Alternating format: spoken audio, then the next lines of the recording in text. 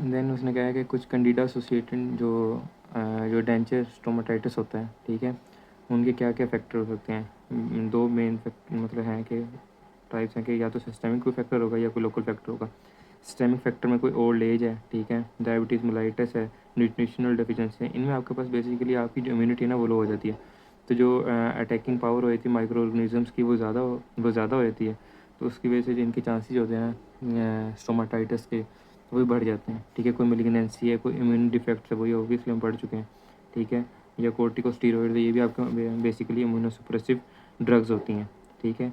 तो basic concept वो इसके पीछे ये है कि आपका जो इम्यून सिस्टम है वो वीक हो जाएगा, तो इनके जो चांसेस हैं वो बढ़ जाते हैं, ठीक है। और ये फैक्टर हो सकते हैं, ठीक है। देन आपका लोकल फैक्टर है कि कोई डेंचर है, तो आपका एक तो एनवायरमेंटल कंडीशन में चेंज आ जाती है, तो कोई डेंचर की वजह से ही ट्रॉमा हो रहा है, या कोई डेंचर आप ऑल द टाइम यूज़ कर रहे हैं, ठीक है। मतलब मोस्टली आपने नाइट में आपने इनको उतार देना होता है, बट आप नाइट में भी वेयर करके उनको सो रहे हैं या कुछ लॉन्ग टर्म यूज़ कर रहे हैं, ठीक है, या कोई उनको सही से साफ़ नहीं कर रहे हैं, तो वो भी स्टोमाटाइटिस करवाएंगे।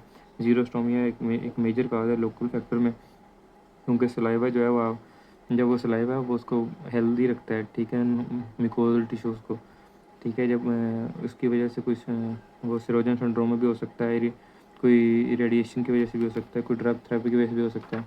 इसी तरह देन कोई हाई कार्बोहाइड्रेट डाइट है, तो ये जो कार्बोहाइड्रेट्स हैं वो उन्हीं के लिए एक सोर्स हो जाते हैं एनर्जी का, ठीक है, माइक्रो ऑर्गेनिजम्स के लिए, और वो अच्छे से ग्रो कर पाते हैं। और देन कोई ब्रॉड स्पेक्ट्रम एंटीबायोटिक, उसकी वजह से उनके अंदर इम्यूनिटी उसके अगेंस्ट आ जाती है, तो वो एंटीबायोटिक्स का जो इफेक्ट है वो कम हो जाता है, ठीक है। देन इसी तरह है स्मोकिंग टबैको, ये भी एक फैक्टर हो सकता है कैंडिडा एसोसिएटेड डेंचर स्टोमाटाइटिस काज करवाने में। देन आपके पास आए थे कि कुछ एटियोलॉजिकल फैक्टर जो कि आपके रेजिडुअल रिडक्शन के फैक्टर हो सकते हैं। इनमें सबसे पहले वो है एनाटॉमिकल फैक्टर, देन है प्रोस्टोटिक फैक्टर, और देन है मेटाबॉलिक और सिस्टेमिक फैक्टर, ठीक है। एनाटॉमिक में फैक्टर में इसमें ये कहा है कि आपकी रेजिडुअल रिजिस की जो रिडक्शन होती है वो सबसे ज़्यादा आपकी मैंडिबल में होती है मैक्सिला की निस्बत। उसी की वजह से आपका जो शॉर्ट और स्क्वेयर फेस हो जाता है, और जो मास्टिकेटेड फोर्सेस होती हैं वो बढ़ जाती हैं, ठीक है। एल्वेलोप्लास्टी भी एक फैक्टर हो सकता है, ठीक है। देन आपके पास प्रोस्टोटिक फैक्टर में ये कि आपने बहुत ही कोई एक्सट्रीम किस्म की फोर्स या डेंचर पहने हैं, ठीक है, उसकी वजह से भी, और कोई अक्लोजल अनस्टेबल अक्लोजल कंडीशन हो सकती हैं, या आपने फौरी डेंचर पहनना स्टार्ट कर दिया आफ्टर द एक्सट्रैक्शन, ठीक है, तो उसकी वजह से भी हो सकती है। देन कोई मेटाबॉलिक कंडीशन है जिनमें ऑस्टियोपोरोसिस और कैल्शियम, ये विटामिन डी सप्लीमेंट्स, तो ये आपके पास कुछ एटियोलॉजिकल फैक्टर हो सकते हैं जिनकी वजह से आपकी जो रेजुलर रिज है वो बहुत तेज़ी से, या उसका जो रिडक्शन का रेट है वो बढ़ जाएगा।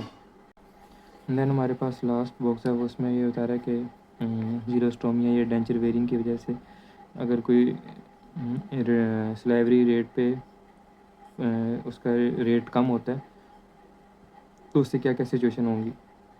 सबसे पहली है कि आपको जीरोस्टोमिया की कंप्लेंट्स होंगी, ठीक है। देन च्यूइंग में डिफ़िकल्टी होगी, ऑब्वियसली आपका जो फूड बोलस होता है वो उसके ऊपर सलाइवा एक्ट करता है, ठीक है, कार्बोहाइड्रेट्स को वो डाइजेस्ट करने में हेल्प करता है, तो वो च्यूइंग में आपको एक ईजी हो जाता है, ठीक है, एक सॉफ्ट बोलस बन जाता है, ठीक है। देन उसने ये किया कि आपको कंप्लीट डेंचर पहनने में भी कंप्लेंट्स हो रही, क्योंकि रिटेंशन आपकी वो सलाइवा की वजह से ही वो रिटेंशन आ रही होती है, ठीक है।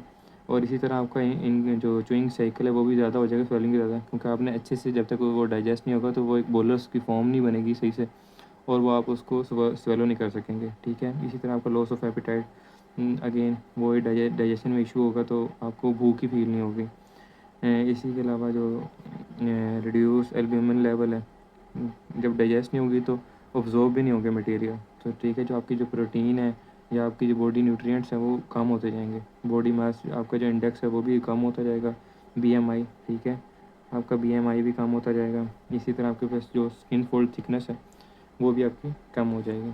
तो ये सलाइवा की वजह से कुछ एडवर्स इफेक्ट हैं जो कि आपको मतलब जैसे ही सलाइवा कम होगा तो इसी के साथ आपको ये प्रॉब्लम्स आना शुरू हो जाएंगी, कोई जीरोस्टोमिया हो जाएगा, ठीक है, आपको ड्राई माउथ वाली फील आएगी, या चुइंग आपसे नहीं सही से हो पा रही होगी, ठीक है, या कोई चुइंग के साइकिल बढ़ जाएंगे, या कंप्लीट डेंचर आप नहीं पहन सकेंगे सही से, रिटेंशन का मसला, लॉस ऑफ एपेटाइट समथिंग। तो ये था चैप्टर नंबर 4।